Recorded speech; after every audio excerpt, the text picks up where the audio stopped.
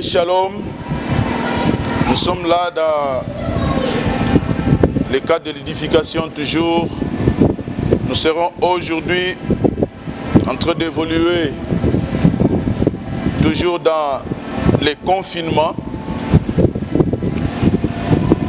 les comportements ou l'alerte sur les chrétiens ou l'enfant de Dieu ou le peuple d'Élohim. Je vais prendre un extrait ou deux aujourd'hui. 1 Corinthiens chapitre 15. 1 Corinthiens chapitre 15. 55e verset, 51e verset. 1 Corinthiens chapitre 15.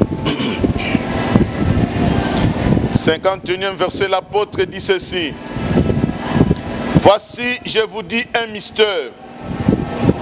Nous ne mourrons pas tous, mais tous nous serons changés. En un instant, en un clin d'œil, à la dernière trompette, la trompette sonnera. Et les morts ressusciteront incorruptiblement et nous serons changés. Voilà la pensée de l'apôtre. Il dit, nous ne mourrons pas tous. C'est un mystère. Un mystère sont des choses cachées qu'il faut décoder, des choses codées qu'il faut décoder, cachées qu'il faut connaître. Et ce qui est caché, la Bible dit, invoque-moi, je te répondrai, je t'annoncerai des choses cachées que tu ne connais pas. Nous ne mourrons pas tous. Je voulais dire d'emblée à quelqu'un, à cette période ici, tu ne mourras pas. Parce que tu as la foi, parce que tu as crié au Seigneur. Parce que la parole de Dieu vit en toi. Tu ne mourras pas. Et en réalité, ici, il s'agit des chrétiens qui attendent l'enlèvement. L'attente réelle de l'Église.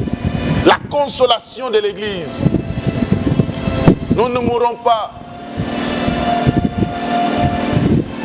Nous serons changés en un clin d'œil au son de la trompette sonnera. Pendant qu'on devient troublé, il y a des gens qui tremblent, il y a la panique partout, on oublie de comprendre certaines choses. Je voulais que l'Église n'oublie jamais qu'il attend l'enlèvement. Et que l'Église doit se focaliser à se préparer à la rencontre de son Seigneur. Quel que soit ce qui peut arriver, l'Église ne doit pas perdre sa position et son cible. Écoutez, ce qu'on cherche lorsqu'on n'en a pas encore, on ne peut pas lâcher prise. L'Église doit rester dans la marche en s'amenant toujours à la rencontrer, à rencontrer son Seigneur. Parce que l'Église est à l'attente de l'enlèvement. Le monde attend son jugement. Et Israël sa restauration. Mais l'Église attend l'enlèvement. Et l'enlèvement veut dire que le Seigneur Jésus-Christ viendra. Il viendra dans les heures. Et son Église montera à sa rencontre. En sa rencontre dans les heures. Comme il était dit par le prophète Ésaïe. Je cherche qui me viendra en aide. Et personne, ma droite, m'est venu en aide. Alors que l'Église criera douleur. L'Église sera torturée. Cherchera le secours. Et lui-même, le Seigneur, viendra au secours de son Église. Voilà ce à quoi nous nous attendons. Mais qui prendra part à ces choses? L'ennemi ne veut pas se perdre seul. Et l'ennemi ne veut pas finir seul. Écoutez-moi, l'enfer n'est pas du mensonge, ce n'est pas du mythe. L'enfer, c'est la réalité. Nous serons changés. On quittera ces corps incorruptibles et on prendra les corps incorruptibles pour rencontrer le Seigneur de tous les seigneurs. Nous ne mourrons pas tous. Nous ne mourrons pas tous.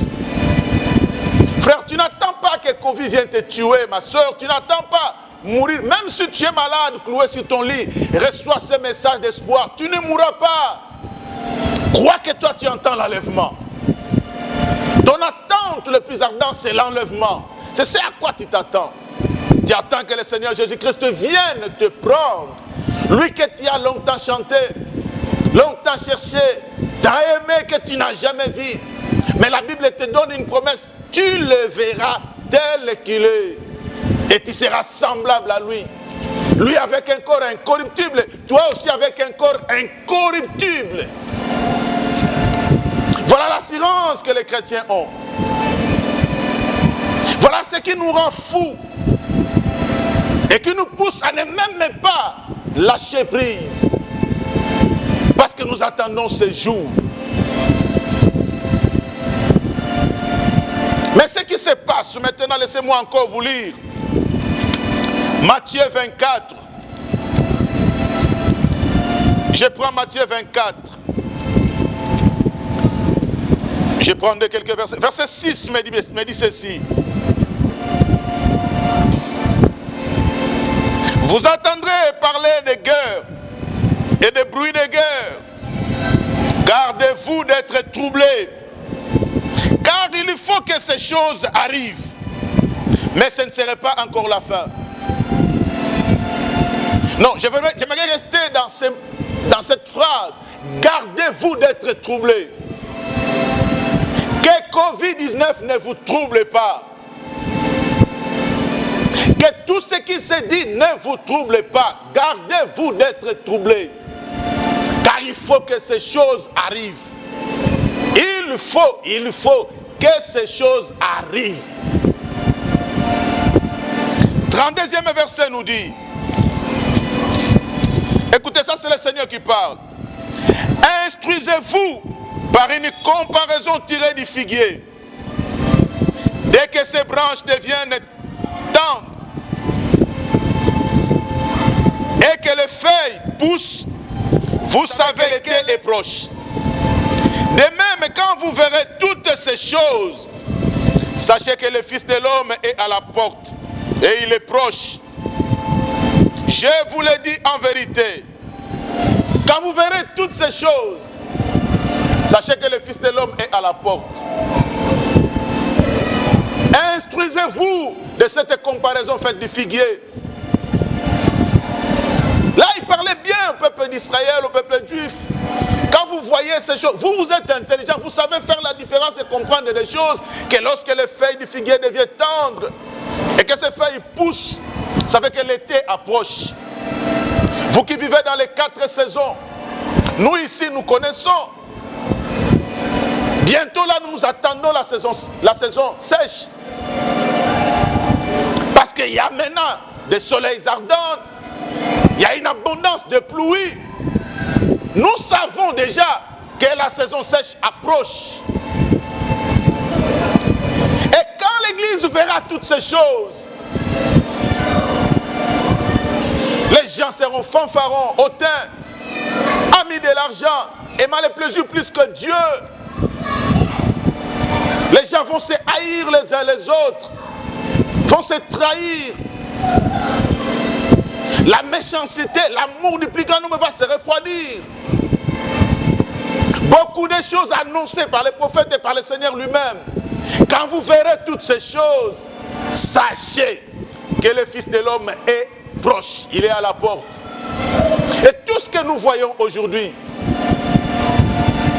quand les hommes de ce monde veulent concrétiser leurs projets et que le monde devienne un village planétaire où ils auront le contrôle de tout.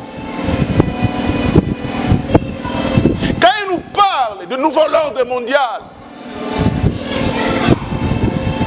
quand tu lui parles de la sécurité de l'homme et de ses biens, non, les pistes électroniques, la dimension électronique, la dimension de la technologie va protéger l'homme et tous ses avoirs. Oh, écoutez-moi, Église. Et réjouissez-vous, vous qui connaissez ces choses, parce que la Bible dit, ils diront paix et sûreté. une ruine soudaine les s'y prendra tous. Quand ils croient se sécuriser, le maître s'approche et il va les s'y prendre. Église, ouvrez les yeux, levez-vous parce que nous attendons l'enlèvement. Le Fils de l'homme est à la porte. Ce n'est plus le temps pour nous de perdre notre temps à des futilités, nous haïr, nous critiquer, nous faire des coups bas. Ce n'est plus le temps pour nous de rester dans des futilités, dans des choses éphémères. Affectionnons-nous des choses d'en haut. Écoutez, on peut passer 50 ans sur la terre. On peut passer 30 ans, 40 ans, 80 ans, voire même 100 ans sur la terre. Cela ne signifie encore rien par rapport à des 1000 ans et des 1000 ans qui vous attendent. La vie sur terre n'est que passagère. Le monde que nous voyons, avec tout son savoir et tout ce qu'il possède, ce monde est réservé aux faits et ce monde passera. Le Seigneur de gloire est à la porte, il s'approche. Église, vous n'attendez pas des immeubles. Ne tuez pas les gens pour construire des immeubles. Ne cherchez pas la mort des gens pour s'acheter des biens. Ne versez pas le sang pour devenir je ne sais pas qui. Mais plutôt Église, attendez-vous parce que le ciel va s'ouvrir, le Fils de l'homme viendra et les nouveaux cieux arriveront. Et une nouvelle terre descendra du ciel qu'on appelle une nouvelle Jérusalem. Église, ne vous détruisez pas, peuple de Dieu, pour des fêtes. Ne vous détruisez pas pour des choses qui vont passer. Parce que vous vous attendez une grande fête où vous allez jubiler, vous allez chanter, vous allez faire des fêtes et festoyer avec votre Seigneur pendant 1000 ans. Il y a une grande fête qui vous attend. Nous ne mourrons pas tous, mais tous nous serons changés. L'enlèvement est une réalité. La fin du monde est une réalité. Quand vous verrez toutes ces choses, levez-vous et ouvrez les yeux et voyez, dites que ce qu'il avait dit commence déjà à s'accomplir. C'est-à-dire qu'ils approchent. C'est-à-dire qu'il vient bientôt. Le Fils de l'homme ne ment pas. Il vient bientôt. Arrêtez-vous de vous faire des coups bas. Surtout vous qui avez déjà la révélation du Seigneur. Vous qui avez déjà crié au Seigneur. Tenez-vous ferme. Parce que l'ennemi veut vous distraire. L'ennemi veut vous amener à la perdition. L'ennemi veut vous faire perdre. L'ennemi veut vous faire reculer. Or, nous ne sommes pas de ceux qui se retirent pour se perdre. Tenez bon. Parce que celui qui doit venir, il vient bientôt. Nous ne sommes pas des enfants destinés à la perdition. Mais nous sommes destinés à l'acquisition du salut. Église, ouvrez les yeux. Église, ne perdez plus le temps à des choses inutiles. Ne remplissez pas vos cœurs à la méchanceté. Et ne dites pas le langage de ce monde, comme il nous a été demandé de ne pas appeler conjuration ce que ce monde appelle conjuration. Quand le monde voit de sa manière, vous aussi voyez de votre façon, à la lumière de la parole. Le Seigneur vient bientôt. Ne perdez pas contre l'Église. Ne soyez pas troublés. Ne paniquez pas. Veillez sur votre vie. Car votre âme coûte énormément cher. Ce qu'il vous faut, c'est le ciel. Devant toutes choses, il y a un ciel à protéger. Il y a un enfer à fuir. Le Seigneur vient bientôt. Écoutez, il faut expérimenter l'enlèvement. Et il faut jubiler dans le millénium. Et il faut entrer dans la nouvelle Jérusalem. Car même ce que nous avons perdu, qui étaient justes, qui étaient dans la foi, que nous avons perdu. La Bible dit, les morts en Christ ressusciteront premièrement.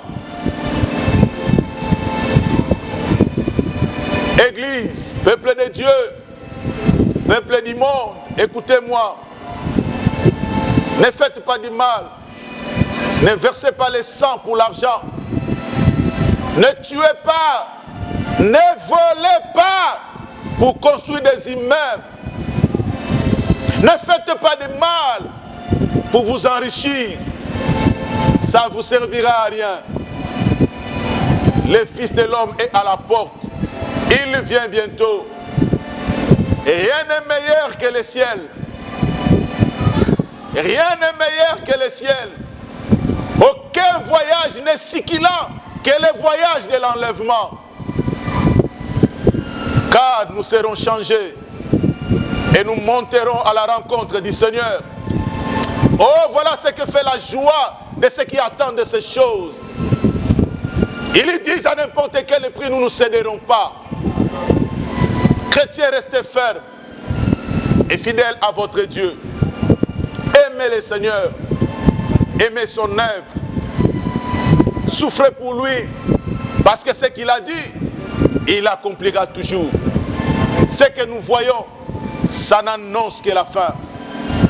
Ce que nous voyons, ça n'annonce que ce qui a été prédit est prêt à s'accomplir. Voilà le message d'aujourd'hui pour vous. Préparons-nous à rencontrer notre Seigneur. Nous ne mourrons pas tous. Je vais terminer à prier pour ceux qui sont malades. Je vais terminer à prier pour ceux qui ont des problèmes, qui sont troublés. Pour ceux qui n'ont rien à manger. Que mon Dieu vous fortifie. Qui vous donne encore la force de demeurer dans la foi, même si vous manquez. Parce que tout cela, c'est rien. C'est toi le protecteur. Guéris les Seigneur, afin qu'ils vivent, qu'ils expérimentent le miracle et témoignent que tu es Dieu. Que le miracle se passe maintenant, là où vous êtes à la maison. Vivez et expérimentez cela. Dans le nom de Jésus. Vous qui n'avez pas eu le temps de passer la journée, vous avez votre bidon d'eau. Tenez-les à main. Et que cette eau change de naturel en surnaturel.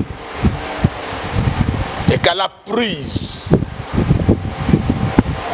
que le miracle se passe. Que les malades guérissent. Et que l'impossible devienne possible. Je prie ainsi dans le nom de Jésus-Christ. Soyez bénis. Amen. Soyez bénis, peuple de Dieu. Nous terminons aujourd'hui par là. Nous bénissons les héros dans l'ombre. Nous bénissons tous ceux qui nous accompagnent dans ce travail. Restez branchés et abonnez-vous sur notre chaîne comme nous ne cessons de vous le demander. Et le Seigneur Jésus-Christ restera glorifié. Accrochons-nous à lui et attendons son arrivée parce qu'il vient très bientôt. Amen. Ciao.